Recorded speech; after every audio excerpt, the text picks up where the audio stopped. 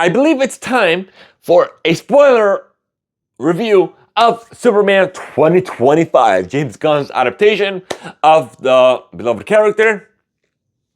And of course, we can have a much more discussion, regardless of spoilers and what have you, for those who should have watched the film.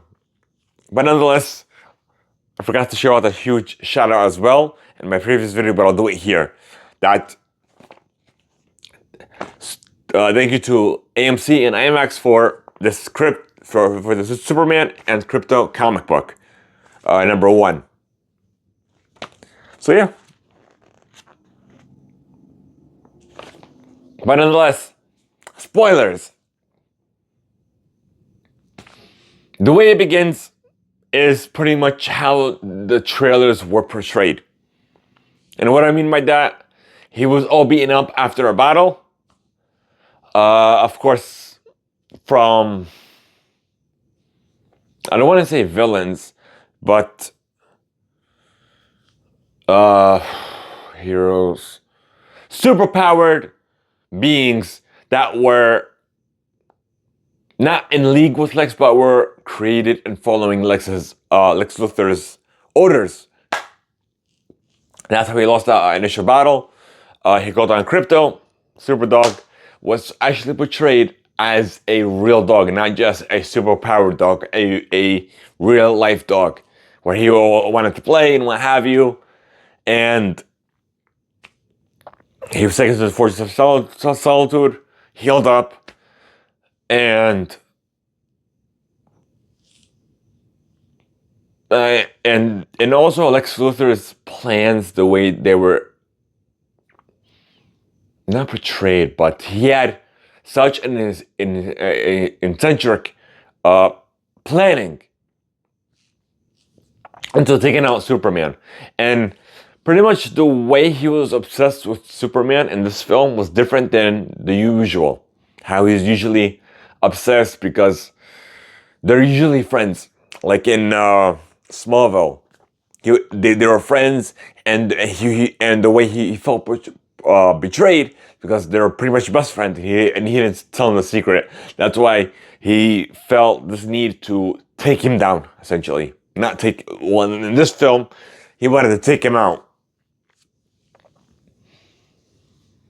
And what's funny is, allowing him to escape all the way to the ending where he was arrested, where his plans were actually revealed.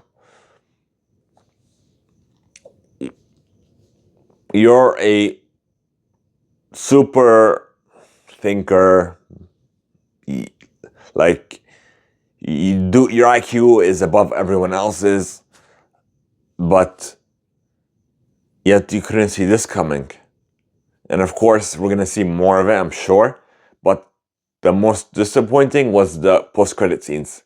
There was actually two: a mid-credit scene, which didn't really do much, and a post-credit scene, which didn't do anything to continue the DC universe or the James Gunn universe or nothing like that. I'm like, what? Why? But I was kind of disappointed from the Justice Gang, where we have Green Lantern, Guy Gardner, Hawkgirl, and Mr. Terrific. So they were quote unquote referred to as the Justice Gang, but I wanted to see them as either at the end of the movie, like, okay, we're the Justice Society, or the Justice League, or the Justice Society of America, or something along those lines, not just the Justice Gang. And also I forgot to mention this as well. At the beginning of the film, it tells us that many humans have been there since 3 years ago. But what was funny is it didn't show Black Bolt, it didn't show any of them. I'm like, I thought many humans were there. I'm like, okay, I definitely wanna. Hopefully they intertwine this universe a lot better than previous films. So we'll just have to wait and see. Any which way, backtracking to the beginning of the film, the middle of the film, and what have you. Like I said, Lex's obsession with him, Then he created this false narrative of a country that was trying to attack another. That whole conflict was created so in order to persuade the U.S. government to give him the authority to neutralize Superman. So that's what's funny. He has all this planning, but yet he couldn't worry about being caught, even if he was caught. I'm like, 2 and 2 doesn't go together, Lex. But nonetheless, we also see James Olsen, Lois Lane, and I thought Lois Lane didn't know Superman's identity as Clark Kent, but she knew right away. I'm like, and then not only that, as Superman saved the day, they went for a quote unquote interview, and then literally her co-workers, her boss, James Olsen, and everybody like, oh, how long have they been seeing each other? Oh, about 3 months. I'm like, that was nice. But nonetheless,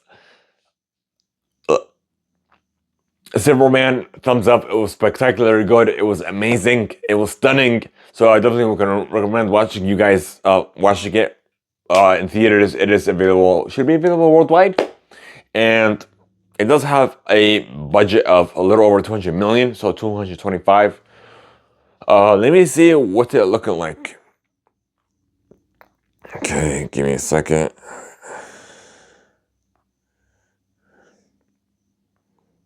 Okay,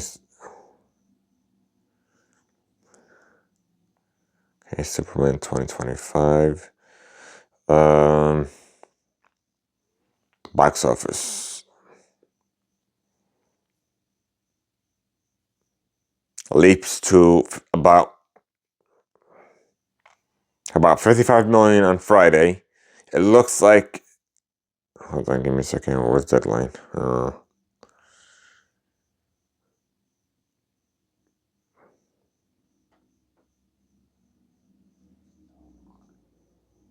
It looks like it could be, wow, that's nothing over 100 million. It looks like it could well be over 100 million the opening weekend. So we just have to wait and see.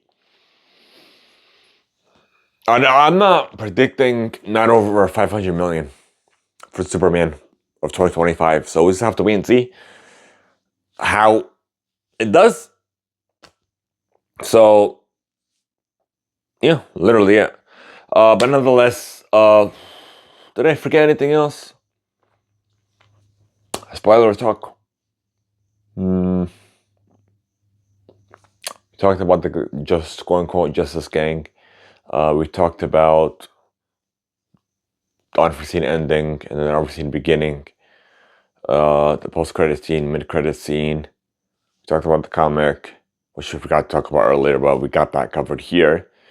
I'm trying to make sure I covered all my bases here. So, if you haven't known already, I'm your host, you're a movie lover, film critic here on the Impact Play, Muhammad Assad. So be sure to hit the like button and subscribe if you haven't done so already. Be sure to share our content. Share the VODs, share the stream, not streams, the podcast and what have you, on whatever platform you're on. Would definitely help us out, reach even more viewers, even more listeners worldwide than we already are. So nonetheless, has been a wrap, folks. I guess we'll see you all on the next one. Time's up, and that has been a wrap. I forgot about one more thing.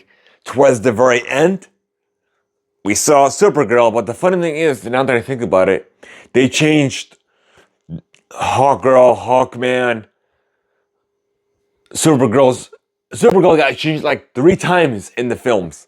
I'm like, but also, what's funny is, Krypto is actually hers. It's not Superman. At the beginning, I thought Krypto was sent with Superman to to watch over him and what have you. But it's actually his cousin Kara's dog. But nonetheless, that's gonna be a wrap, folks. I guess we'll see you all on the next one.